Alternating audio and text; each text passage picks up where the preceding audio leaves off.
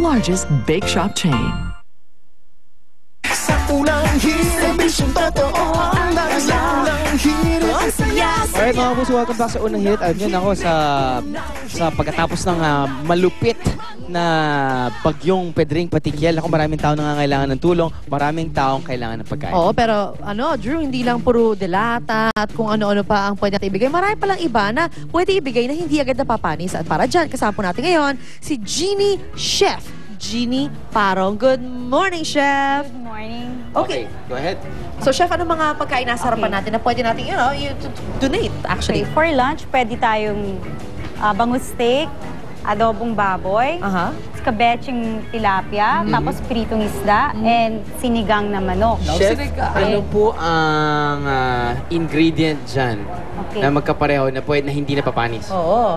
Una-una po, pwede tayong gumamit ng vinegar. Yun. Bakit po suka? Kasi ang suka ho, para sa preservation ng pagkain. At saka yung molds, hindi ho madaling tutubo doon. So, tsaka kailangan po unang-una malinis ang ating mga kamay para sa yung food handling. Okay. And then, kailangan ho, kung katulad nga, maglalagay tayo ngayon dito ng rice. Kung mainit po yung rice natin, siguraduhin muna natin na wag natin po siyang tatakpan. Kasi po, yung pawis niya, pag po yan nag-ipon-ipon ho dito. Pag napawisan po siya, yun po yung cause ng panis. So, kailangan palamigin muna siya, palamigin, tsaka na lang ihalo-halo, pwede kaya yun? Pwede rin naman nakahalo siya, katulad na ganito, kung ilalagay na natin siya lahat dito, wag lang natin siya agad tatakpan. Okay. So, iwasin yung mga kamatis, iwasin ang gata. Yes, yung mga gata, hindi pwede. Talagang magkakaroon tayo ng panis dyan. So, pwede din yung mga adobo, kasi yung mga adobo, yung meron siyang vinegar, tsaka meron siyang salt, yung soy sauce. Okay. Yung salt, sugar, and vinegar, it's a form of preservatives na rin. Okay, pero yung tomato-based anything is not good. Di ba? Dahil nakakapanis kagad, no? Ito, tomato-based ba to? Hindi yata. Sweet and sour yata yan. Tama? Meron din po kasi... spaghetti dapat wag na, di ba? Wag na. Oo, spaghetti. Kasi ganito naman po yan.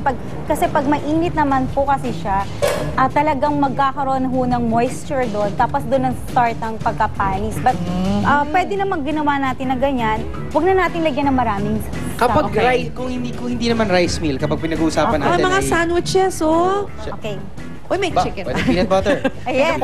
Shelf life siya, matagal. Peanut butter, cheese, peanut butter, okay, cheese po, tsaka yung tuna. Kasi pag meron namang mayo, may chance din po na kung whole day ho siya, or the following day pa nila kakainin, mapapanis ho yun.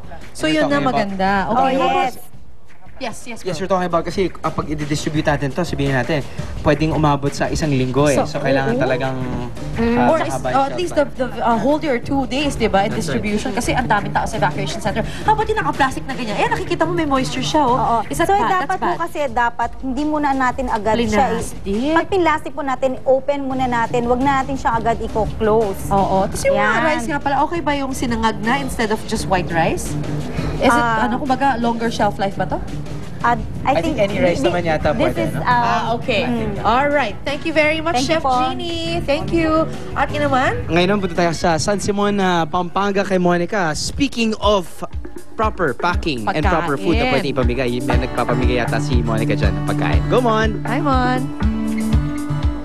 Alright, salamat guys. And speaking of pagkain nga, katatapos lamang ng ating libreng pagkain at patubig para sa mga residente nga dito sa Barangay San Jose, San Simon, Pampanga. At bilang bahagi pa rin ng ating serbisyo totoo, libreng sakay naman sa bangka ang ating hatid sa kanila. Itong nakikita nyo nga sa aking likuran. Kasi kung napapansin nyo po, itong tubig dito sa ating bandang likod, actually, originally po, yan talaga ay isang bukirin. Pero dahil nga sa sunod-sunod na pag-ulan nitong nakaraang linggo, ayan, nagmistulan na siyang isang ilog. Kaya naman ngayon, isang libreng pasakay dito sa bangka ang ating hatid para sa mga residente dito. Karamihan kasi sa kanila, either pumapasok sa trabaho o kaya naman ay pumupunta sa palengke para nga bilhin yung mga pangangailangan nila. At ngayon, makakatipid po sila ng 10 piso kasi kada head po ang sakay dyan. Pero ngayon, libre po ang hatid nating sakay sa bangka. So yan muna ang ating mga huling pangyayari mula dito nga sa Barangay San Jose, San Simon, Pampanga.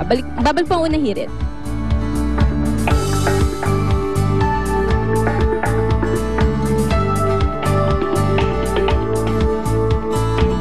Would like to thank Ensha by La Sedia. Ang saya-saya sa unang hirit. unang hirit. Announcement, inaayahan po ang lahat na dumala sa ika-anim na North Triangle Career Fair sa Activity Center ng Trinoma Mall sa North Avenue, Quezon City. Ngayong araw po yan hanggang bukas, October 5.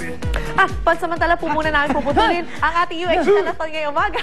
Muli po bumukas ang Telethon hotline number 981 Hey guys, thank you. 1950. Mamayang alas 12:30 ng tanghali. Maraming salamat sa ating mga guests. Thank you. Okay, maraming salamat sa kapuso nating naging bahagi ng ating telethon ngayong umaga. Sina Jay Gonzaga, Valerie Tan, si Andrea Torres, Diva Montelaba at si Rocco Nasir.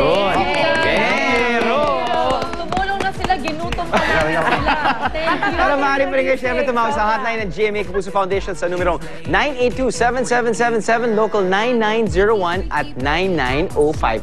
Thank you so much. Marami din kayo. Ay, pwede ka rin kayo tumawag sa 928-9351 at 928-4299. At 24 oras pang bukas ang huling dalawang linyang yan ng telepono para sa mga gusto magbigay ng tulong sa mga babayan nating binaha. Kaya tawag na po at sama-sama tayo sa pagbangon sa kalamidad. Tuloy-tuloy po ang update sa serbisyong totoo sa special coverage ng GMA at GMA News TV sa ating sama-samang pagbangon po sa kalamidad. Mga igan, salamat sa inyo po mga ibinigay na tulong sa amin. Asahan yung bukas at sa mga susunod na araw, hindi kami bibitiw sa unang hirit sa paghatid ng tulong at serbisyong totoo sa inyong mga kababayang biktima po ng bagyong Pedring at Kiel. Bukas, magkita ulit tayo dito lamang sa Unang Hirit! Bye, Igan! Thank you! Ang programang ito ay inihatid sa inyo ng Mercury Drug. Gising 24 oras sa